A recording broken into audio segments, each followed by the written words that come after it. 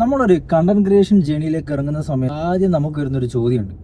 എന്താണ് നമ്മുടെ കണ്ടന്റ്? എന്തിനെ കുറിച്ചായിരിക്കും നമ്മുടെ കണ്ടന്റ്? ചില ആൾക്കാർ ടെക്കും ഗാഡ്ജറ്റ്സ് ഒക്കെ ആയിരിക്കും, ചില ആൾക്കാർ ഗെയിമിങ്, അല്ലെങ്കിൽ travel, food, life style, fashion, അങ്ങനെ അല്ലെങ്കിൽ ഫിറ്റ്നസ്, അങ്ങനെ പലതും. ആൻഡ് ഒട്ടുമിക്ക കണ്ടന്റ് ക്രിയേറ്റേഴ്സും ഇതേപോലെ ഏതെങ്കിലും ഒരു നീഷ് സെലക്ട് ചെയ്ത് അതിനകത്ത് ഫോക്കസ് ചെയ്തിട്ടായിരിക്കും കണ്ടന്റ് ക്രിയേറ്റ് ചെയ്യുന്നുണ്ടാവുക. ആൻഡ് മറിച്ച് എന്നെപ്പോലെ ചില ആൾക്കാരുണ്ട്. ഈ പറഞ്ഞ കാര്യങ്ങളൊക്കെ എനിക്കിഷ്ടമുള്ള കാര്യമാണ്.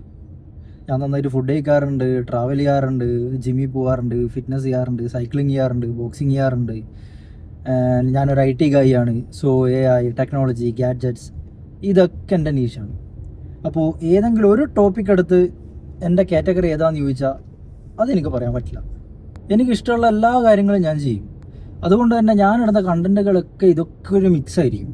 ചിലപ്പോൾ ഇന്ന് ഏതെങ്കിലും ഒരു ഹോട്ടലിൽ പോയിട്ട് ഫുഡ് കഴിക്കുന്നതായിരിക്കും, നാളെ ചിലപ്പോൾ ജിമ്മിൽ പോയിട്ട് വർക്കൗട്ട് ചെയ്യുന്നതായിരിക്കും, അല്ലെങ്കിൽ എൻ്റെ വർക്ക് റിലേറ്റഡ് ആയിട്ട് എന്തെങ്കിലും AI കാര്യങ്ങളോ ടെക്നോളജിയുടെ കാര്യങ്ങളോ അങ്ങനെ എന്തെങ്കിലും സംസാരിക്കാനായിരിക്കും. ഇങ്ങനെ പലതും. നമുക്കിഷ്ടമുള്ള കാര്യങ്ങളൊക്കെ ചെയ്യാം. ആകെ ഒരു ലൈഫേ ഉള്ളൂ.